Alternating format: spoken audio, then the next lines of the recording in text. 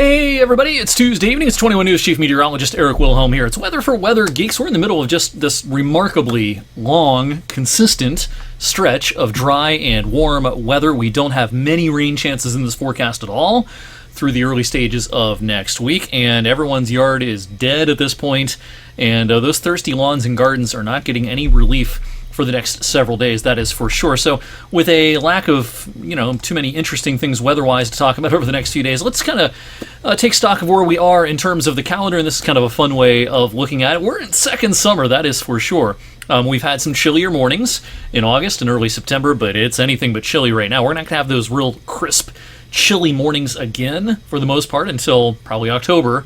Looks pretty warm to me for the rest of the month, and we're still a long ways away from being truly in the autumn season.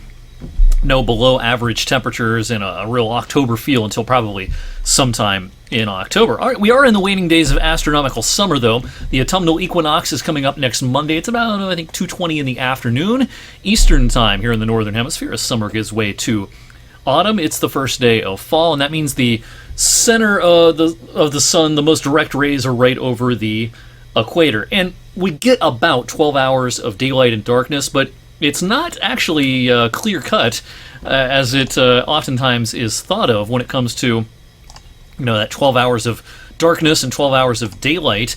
The equilux is the actual day in which you have about 12 hours exactly of daylight and 12 hours of nighttime, and that does not occur on the equinox, both in the fall and in the spring at our latitude, and there are a couple of reasons for this. One is our latitude, our distance from the equator, but it's also kind of a technicality about how we define sunrises and sunsets. Sunrise is defined as the moment in which the sun's disk first breaks over the horizon, and sunset is defined not as when the sun's disk touches the horizon initially, it's when the entire disk gets below the horizon that sunset officially occurs. And because of these, kind of subtleties, the actual day in which we have 12 hours of darkness, 12 hours of daylight in the fall season occurs a few days after the equinox. In the spring, it's a few days before the equinox. But meteorologists have all sorts of different ways of defining the seasons. Of course, you got your astronomical seasons, your meteorological seasons. We even talk about solar seasons, and actually starting today and taking us through much of the next couple of weeks, we're in kind of the depths of solar autumn. It's the stretch, that 3-month stretch in which we lose daylight at the fastest rate, and specifically over the next couple of weeks, we are absolutely at the stretch in which we lose that daylight fastest. It's 2 minutes and 42 seconds, something like that, per day of daylight loss here in the time around the equinox. So yeah, before you know it, our sunsets are going to be in the 6 o'clock hour, and the sunrises will be post 7:30 before you know it.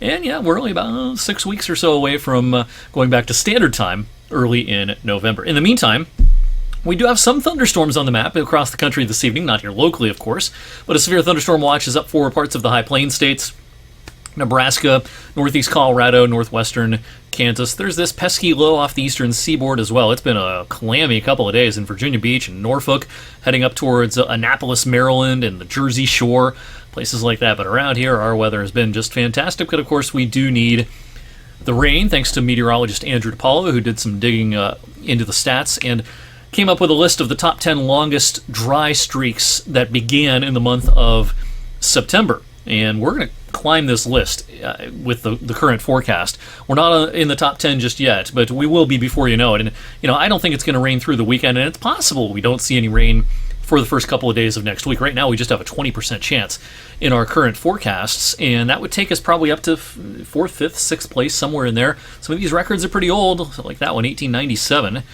The most recent long stretch of dry weather that began in September was a handful of years ago, back in 2020. That was 2 straight weeks of no rain. No rain's coming our way Wednesday. That low is off to our east. It stays off to our east, and will be mostly sunny Wednesday, mostly sunny Thursday, and there's one weather feature that can impact us over the next few days. It's this weak front that drops in Friday. It's real weak. It's just going to be a couple of degrees cooler Friday into Friday night, but still very comfortable. Highs near 80 Friday, and we'll be in the upper 40s to around 50 in most spots Friday night. Check out how consistently above the average we will be over the next 10 days. And, 10 days from now, it's, the 26th. So, we're heading into that final week of September with no large-scale pattern changes, it looks like. And to me, beyond this 10-day period even, I think we're still warmer than the average, probably right through the end of the month.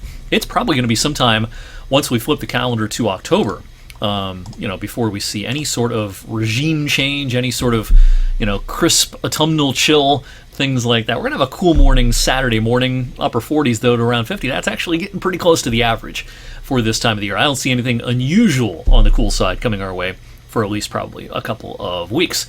As you know, though, we'll keep on plugging here on Weather for Weather Geeks and talk about what's going on in the skies here locally and regionally and nationally, despite it being a very quiet time in eastern Ohio and western Pennsylvania. So I hope you'll join me once again on Wednesday. We'll meet back here again. Thanks as always. Make sure you're subscribed to this channel. If you're stumbling across this video on YouTube and you're not subscribed to my channel, especially if you have an interest in the weather in eastern Ohio and the western part of Pennsylvania, make sure you're subscribed so you always check out the latest videos. I promise we will have more interesting things to talk about. At some point, the weather will be impactful in our part of the country. Have a great night.